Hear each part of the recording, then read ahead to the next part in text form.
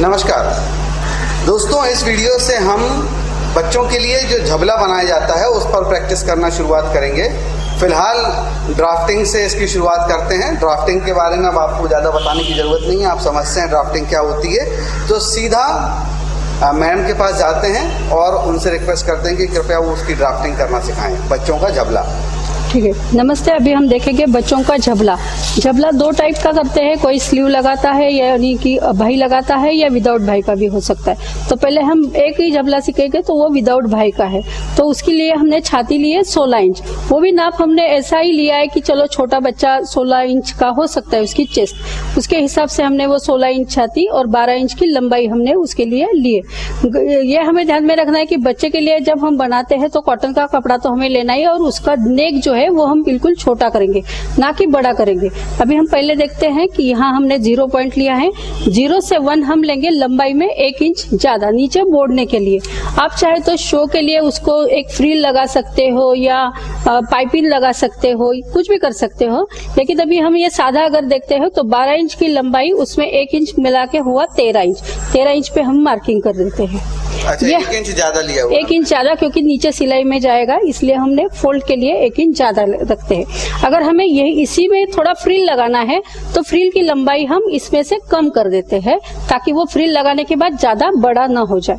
अभी ये करने के बाद ये हमने अभी ली, पहले लंबाई ले, फिर लेंगे हम चौड़ाई, जो कि हम आड़े कपड़े में लेते हैं। तो ये चौड़ाई लेते समय हम 0 से 2 तक, ये पहले 1 आ गया, 0 से 2 तक छाती का चौथा हिस्सा प्लस 2 या 3 इंच, जितना हमें थोड़ा लूज या टाइट चाहिए उसके हिसाब से हम लेंगे। अभी हमने लिया था 16 इंच की छाती, मतलब उसका चौथा हुआ 4 में हम 2 इंच मिलाएंगे तो हुआ 6। तो हम 6 इंच पे यहाँ मार्किंग कर देते हैं। एक बार फिर से बताएं मैम, ये 6 इंच कैसे आया? हाँ, 6 इंच कैसे आए? हमने छाती ली थी 16 इंच छोटे बच्चे के लिए, उसमें यहाँ से यहाँ तक हम मेजरमेंट लेंगे 0 से 2 तक की छाती का चौथा हिस्सा प्लस 2 या 3 इंच। तो अभी मैंने यहाँ 2 इंच लिया है, तो छाती का चौथा आ गया 4 में 2 मिला के हुआ 6। तो फिर ये हमने 6 इंच लिया। यहाँ से यहाँ तक हम राइट एंगल बनाने के लिए फिर से यहाँ भी 6 इंच लगा लेते हैं। जहाँ हमने पहले 13 इंच का मार्किंग किया था, ये देखो, और ये दोनों हम सीधा जोड़ देंगे।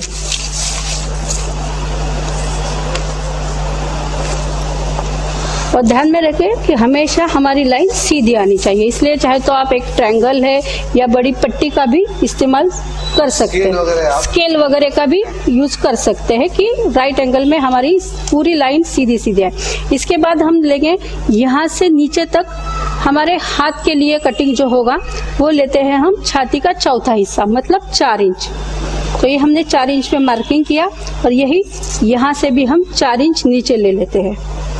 ये कुछ फॉर्मूला होता है क्या? हाँ, ये छाती का चौथा हिस्सा, ये छोटे बच्चों के लिए थोड़ा लूज ही रखना पड़ता है।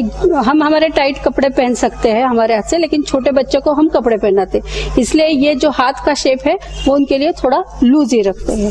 तो ये हो गया हमारा हाथ के लिए बना लिया। फिर हम यहाँ से लेंगे नेक का शेप, जो हम सिर्फ 1 इंच ही रखेंगे, ना कि ज्यादा रखेंगे। नेक ज्यादा बड़ा नहीं होना चाहिए। और ये हम अभी रस्सी वाला भी बना सकते हैं, या ऊपर एक प्लेट डाल के नॉट भी बना सकते हैं पीछे। अभी हम देखेंगे ये नॉट वाला देखेंगे। ये नेक का ले लिया, उसके बाद हम यहाँ शोल्डर लेंगे उसका 2 इंच, ये 2 इंच।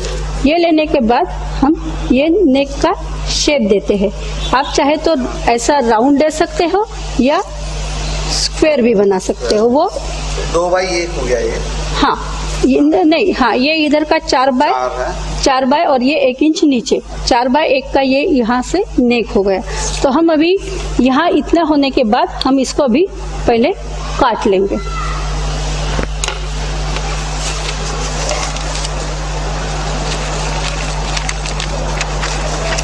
तो देखें दोस्तों कैसे कैंची आपको चलानी है, उसका सही तरीका क्या है। मैडम ने बताया था कि एकदम 90 डिग्री पे पूरे राइट एंगल पे होना चाहिए, और आगे की तरफ सधे हुए हाथों से आगे बढ़ाना है।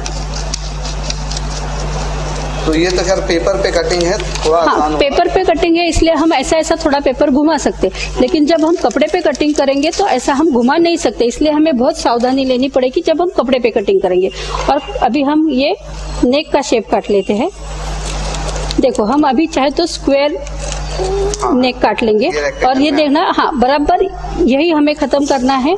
और फिर यहाँ पकड़ के बराबर ये तक, यहाँ से कुछ ज्यादा कटिंग नहीं होना चाहिए, यहाँ से नीचे भी ज्यादा कटिंग नहीं होना चाहिए। ये होने के बाद हम फिर से यहाँ एक खचका लगा देंगे कि हमारे समझ में आ जाएगा कि ये हमने हाथ के लिए छोड़ रखा है। ये हो गया झबले का फ्रंट और बैक। यहाँ हम एक फोल्ड बना के लिख के रखते हैं ताकि हमें कपड़े पर समझ में आए कि यहाँ हमने फोल्ड करना है। इसके बाद हम निकालेंगे इसकी गले की पट्टी। तो गले की पट्टी के लिए भी हमने एक दूसरा पेपर लिया, उसके ऊपर यही रख दिया।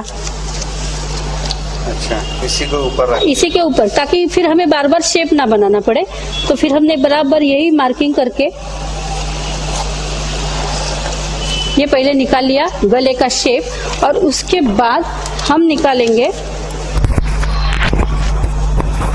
ये गले का शेप है। हाँ, गले का शेप है। इसमें हमने नेक का, गर्दन का शेप लिया हुआ है। नहीं, गले का ही शेप है, नेक शेप ही है ना ये। तो ये नेक शेप और ये नेक शेप, हम पट्टी इसी जगह से लगाएंगे उसको, और इसके बाहर हम 2 इंच पट्टी छोड़ेंगे, मार्जिन छोड़ेंगे उसको, सिलाई के लिए हमें लगता है इसलिए।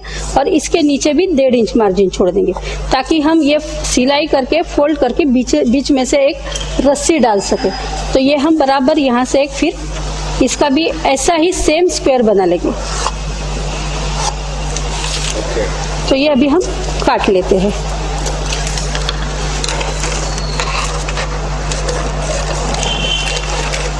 मैं इसके बाद जब पूरा कटिंग हो जाएगा, इसके बाद मैं फिर से समझना चाहूँगा कि ये वास्तव में है क्या, ये अलग अलग क्या चीजें हुई? ये अलग अलग चीजें मतलब ये बॉडी का फ्रंट और बैक साइड हुआ है। हाँ। और ये जो गले को पट्टी हम जो ज्वाइन करते हैं अंदर की तरफ से, हाँ। उसका हमने पहले ही कटिंग कर लेते हैं हम।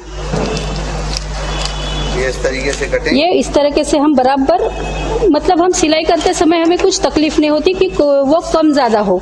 तो ये बराबर देखो, अब हम जब ये लेंगे, ये देखो, ये जब हम लेंगे तो ये बराबर ये इसी हिसाब से यहीं पे उसकी सिलाई हो जाएगी।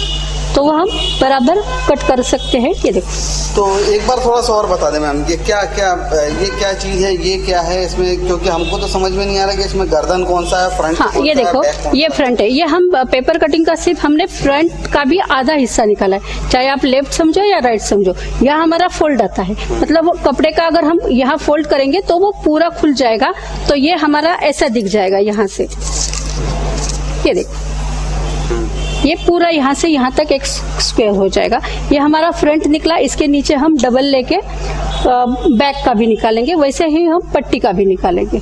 अभी हम कपड़े पे देखें, वो नेक्स्ट वीडियो में हम जाएंगे कटिंग पर। फिलहाल इस वीडियो में केवल इतना ही कि बच्चे का यदि हमको झबला बनाना है तो उसकी ड्राफ्टिंग कैसे करते हैं, और मैडम ने काफ़ी आसान भाषा में इसको समझाने की कोशिश की है। नए लोगों के लिए थोड़ा हो सकता है मुश्किल हो।